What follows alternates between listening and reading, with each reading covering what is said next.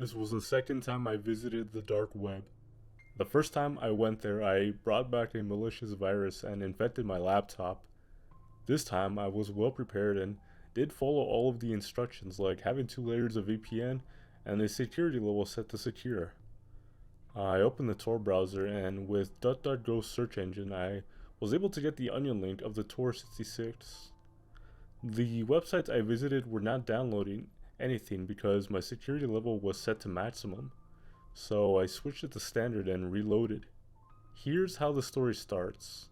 I saw this creepy advertisement on the side banner of the Tor 66 website. I don't know what was going on in my mind.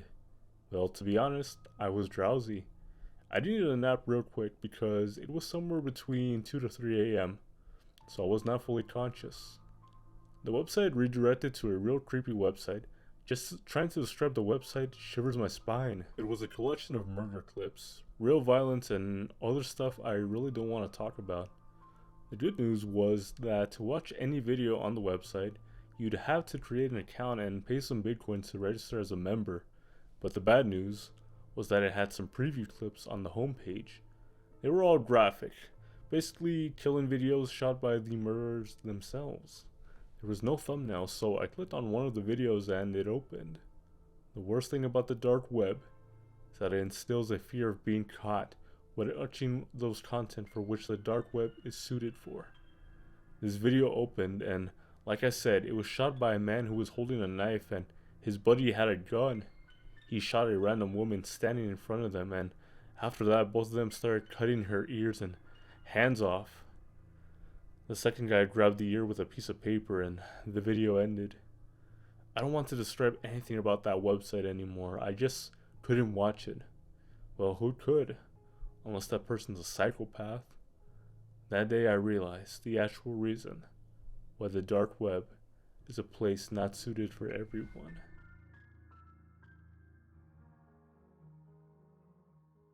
Curiosity can kill people, and that's what happened with my client.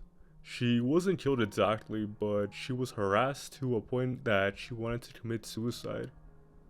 It was in 2015. I was still doing some freelance work and I was hired by a client to do some improvement on her personal blog. One day I noticed that the security plugin inside the blog popped up a few alerts and the file changed. So while checking that, I saw a new administrator account open inside the blog, which wasn't there about 12 hours ago. I called her on Skype and asked if she gave anyone else access. I was a bit unhappy because new people tend to screw up my workflow. What she told me next was shocking and disturbing. She got a call from her bank that someone tried to purchase using her card, around $3,000. Denied because of some authentication error, her PayPal account sent out almost $1,200 to 3 separate accounts. She got an angry email from a friend who got an email from my client with some slang.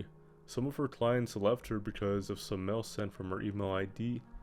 I heard stories like this before. I had an idea what was happening. I gave her an idea about what was going on. She gave me remote access to her PC, and first thing I noticed, there were a good number of processes running in the background that don't come from anything. I tried multiple antiviruses, but that didn't do much. Her personal email ID was hacked, and that is pretty much how every account that she used to connect it with, Facebook, Twitter, bank, credit card. I told her to reset everything.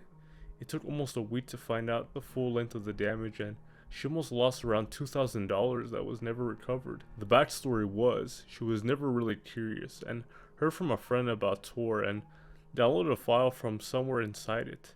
She never told me what the file was advertised as, and it was malware. It sent a lot of data to the server from her computer, and they pretty much have access to her computer. About a month later, when she left this tragedy behind her and getting back on her feet, someone sent her a letter with some private photos. Those photos were with her boyfriend, and they demanded a good amount of money to keep it private, or else they would leak it online. She was already depressed and going through a rough patch about things that happened to her. This was the last straw. Her boyfriend was a good person and he supported her through all of these. She wanted to commit suicide on multiple occasions, and on the last minute her boyfriend somehow managed to save her. Certain steps were taken. She never paid back those blackmailers, and none of those photos were leaked. Nobody knows why.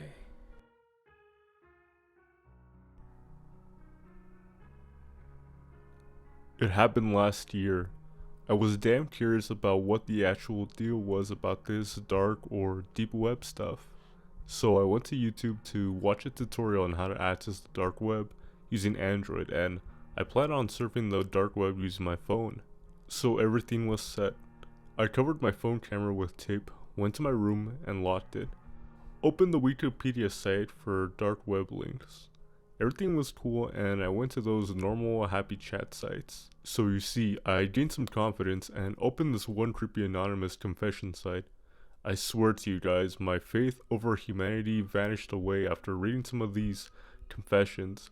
Some people commented how they killed their wife, mom, daughter, neighbor, etc. Some commented how they tried to kill someone and failed and how they regretted. Some commented how they love when they see people suffer, and some graphic things were written all over there. I honestly don't want to write here, as I'll definitely get blocked after writing some of them. Some more mentally ill, creepy people were there commenting how stupid people are for loving someone and not doing bad stuff to them. So I had enough of all of this, but still, I wasn't done. I wanted to see as much as I could. So yeah, I went and opened those pedophilia community chat links. It took a while to load the site. Well, it was loading. I thought maybe it was all fake, and maybe this site is also fake, but then boom, I saw this site full of texts from sick people. I can't say they were all ill, but they're not human. I don't want to explain any of the things from there over here, as again, I may get blocked. The next thing I did was go to the site.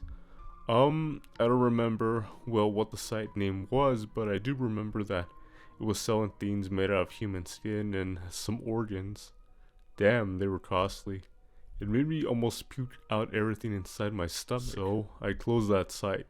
I now went to those sites selling guns, drugs, and many other illegal things. It was boring for me, so I decided to stop and close everything and delete all the browsing apps and sleep while listening to my favorite songs. I wasn't able to sleep for 2 days straight. Everything felt horrible and ugly. But after 4 to 5 days, things went back to normal. I was using WhatsApp, texting my friends, and then I got this notification. Someone texted me on WhatsApp. It was an unknown number. It was an international number. I opened the text, not thinking much, and saw this creepy text. "Why are you ignoring me?" I got a little tense as I don't have any friends from abroad and maybe it was a scam. I ignored it, and the next day I got another text from the same number saying, "You can't ignore me. I'm still here. You can't run away." I was now damn sure that things got out of hand and I almost believed that I'm going to die. I quickly blocked the number and told my close friends about what happened and about the dark web.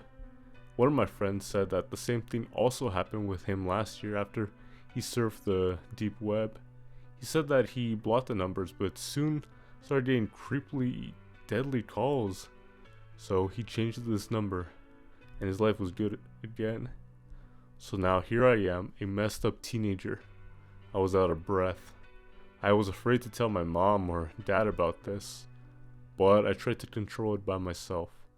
The next day, I got another text on WhatsApp from another unknown international number saying, "Why did you block me? You can't do anything now." Now it was clear that someone just got my number through hacking. I quickly blocked that number and reported it and deleted WhatsApp, deactivated all my social accounts. After a week, I came back and now everything was cool, but the next week I got another text from an unknown international number on WhatsApp itself. So yeah, I was not afraid enough and I decided to not open the chat and blocked it quickly, reporting spam.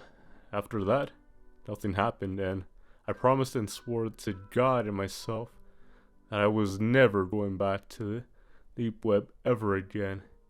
Even if someone offers me money for surfing the dark web, I will never go there again. My life is more important to me.